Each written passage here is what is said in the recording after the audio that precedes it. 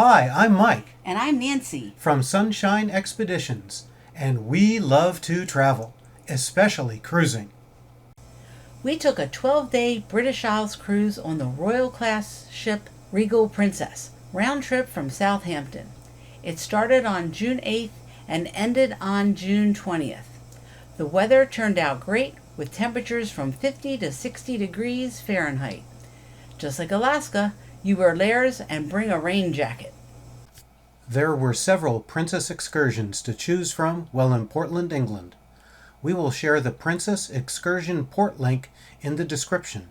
We use this link to research excursions before they're available on the actual booking. It is a very handy tool. We are going to share our experience with the Princess excursion to the Abbotsbury Swannery and Garden, a 3-hour and 45-minute half-day tour. If you like the great outdoors and taking pictures, this is the tour for you. The plan was to spend about 45 minutes at each site. Depending on your tour time, they run according to when the swans are fed. The swans are fed at noon and 4 p.m. daily. When we booked the tour, it was scheduled for 9:15. However, our tour tickets had us meet in the Symphony Dining Room at 8:45, which was 30 minutes prior.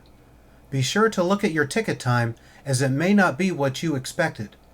On the ticket, there was also a note to say that Abbotsbury is only partially accessible for a wheelchair. We always bring a hat, umbrella, snacks, water, and toilet tissue just in case. The Regal Princess excursion team was well organized and on time. As you enter the dining room, you show them your tickets, and they will provide you with color-coded group number stickers. We patiently waited for our tour number to be called. An excursion team member leads you out into the area to board the buses. Be sure you stay with your group and get on the correct bus. There will be a sign in the bus window with your tour number. Ours was PTL 120A. They collect your tickets before you can board the bus. It is a good idea to snap a picture of the bus number so you can find it amongst the sea of buses. The guide introduced himself and the bus driver. He thanked everyone for being prompt.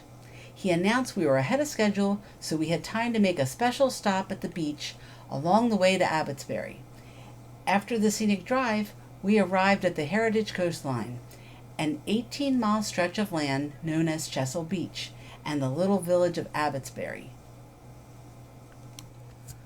During World War II, Chesil Beach in Dorset, England, was the site of significant military activity. It was used for training exercises, including the testing of the bouncing bomb used in the Dam Busters raid. The beach was also fortified with anti-tank defenses and pillboxes, and served as a vehicle park for troops preparing for the D-Day landings. There were signs all over announcing the 80th anniversary of D-Day, which was just 3 days prior on June 6, 2024. We drove up the hill and had a scenic view from the top. We went out to take photos. Just look at the view.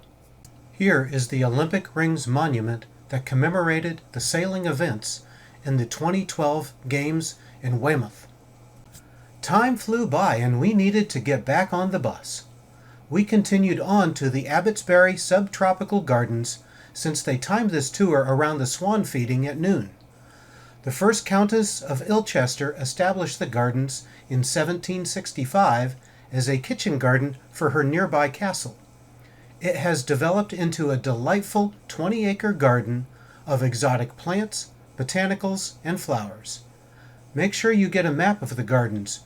You will have to plan your route as you only have 30 to 40 minutes to view the gardens. You can make a pit stop at the toilets before you begin. They have a wheelchair and mobility vehicle route. The paths are primarily gravel, and some areas are steep due to the natural topography. A map detailing the accessible route is available for visitors on the Abbotsbury Sub-tropical Gardens website, and I will link it in the description below. As we were leaving, the bus driver had his work cut out for him, as it was very difficult to maneuver the sharp turns. During this time, we got to see the clock and chime tower of the St. Nicholas Church. It was about a 2-mile drive to the Swannery from here. The monks from a neighboring Benedictine abbey created a safe haven for mute swans in 1393. Today this sanctuary is named the Swannery, and as many as 1,000 swans take shelter here along with several geese. Please note that no food or drinks are allowed inside the Swannery's enclosed area. Also, make sure you use the toilets at the start because there's none past the entrance. Keep watch on your time. There was a bit of a walk to get to the swan feeding area. The staff will allow anyone to help them feed the swans, and it was fun to watch how excited the children were. In summary, we felt this was a worthwhile tour. Of course, we wish there was more time to explore. By not having a meal break, they kept the tour short. Thanks for watching. We hope you enjoyed our overview. Please give us a thumbs up and subscribe to the channel. We really appreciate it, and have a wonderful day.